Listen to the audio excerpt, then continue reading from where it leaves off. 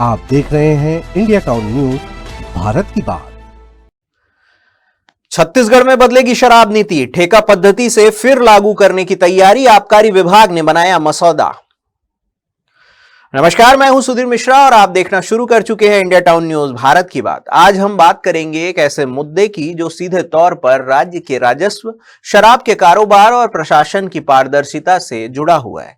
छत्तीसगढ़ में शराब नीति एक बार फिर बदलने जा रही है। जी हां, राज्य सरकार अब मौजूदा सरकारी सिस्टम की जगह ठेका पद्धति को फिर से लागू करने की तैयारी में है।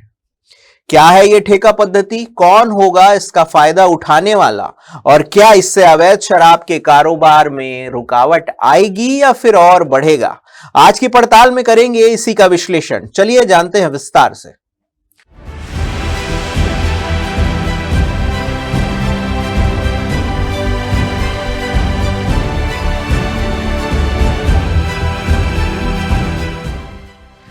छत्तीसगढ़ में आबकारी विभाग ने नई शराब नीति का प्रारंभिक मसौदा तैयार कर लिया है। बताया जा रहा है कि यह मसौदा पहले से ज्यादा पारदर्शी और व्यावहारिक बनाया गया है।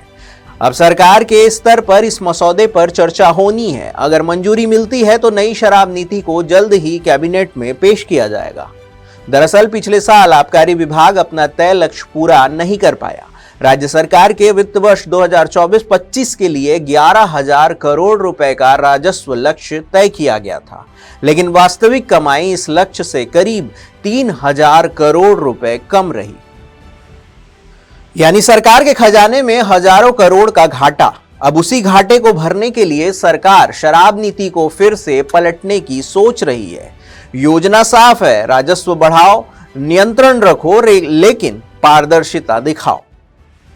यदि साल भर आंकड़े देखें तो तस्वीर बहुत कुछ कहती है। यदि वर्ष 2020-21 की बात करें तो बिक्री का जो लक्ष्य है वो करोड़ों में 4,636.9 करोड़, और अगर 2021 और 22 की बात करें तो 5,110.1 करोड़, और 22-23 की बात करें तो 6,783.8 करोड़, और 23-24 की बात करें तो 8,430.5 करोड़, 24-25 में 8,000 करोड़, और 25 और 26 की बात करें, जी हां, यानी 2025 और 26 में लगभग 12,500 करोड़ का लक्ष्य है। 5 सालों में शराब से राजस्व लगभग 2 गुना बढ़ा है, लेकिन सरकारी सिस्टम के बावजूद अवैध बिक्री और चोरी जैसे मामले खत्म नहीं हुए हैं। अब सवाल उठता है कि जब सरकार खुद शराब बेच रही थी तो फिर घाटा क्यों, और अब वही ठेका पद्धति वापस क्यों लाई जा रही है? ऐसा विचार में लाया जा रहा है जिसे 2017 में खत्म कर दिया गया था। दरअसल साल 2017 में डॉक्टर रमन सिंह की सरकार ने शराब की बिक्री का सरकारी सिस्टम लागू किया था।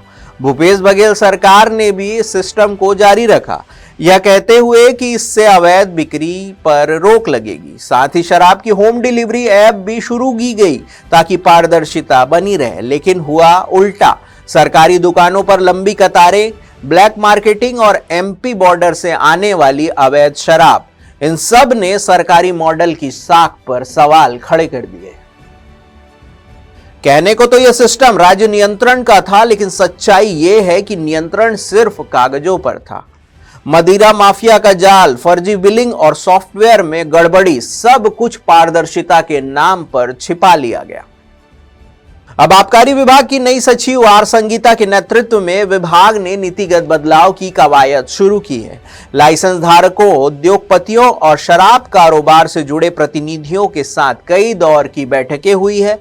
मीटिंग में bottling fees, licence fees, countervailing duty, online payment system, गोदाम संचालन और विदेशी ब्रांड के शुल्क जैसे मुद्दों पर सुझाव मांगे गए।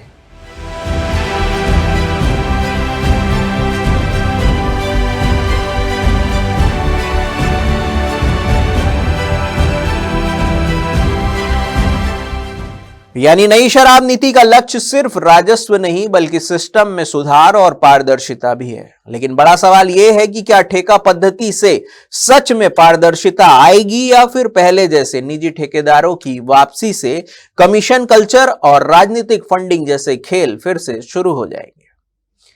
खैर, ये तो आने वाला वक्त बताएगा। फिलहाल के लिए बस इतना ही। देश प्रदेश की तमाम खबरों से अपडेट रहने के लिए देखते रहिए इंडिया टाउन न्यूज, भारत की बात। नमस्कार। आप देख रहे हैं इंडिया टाउन न्यूज, भारत की बात।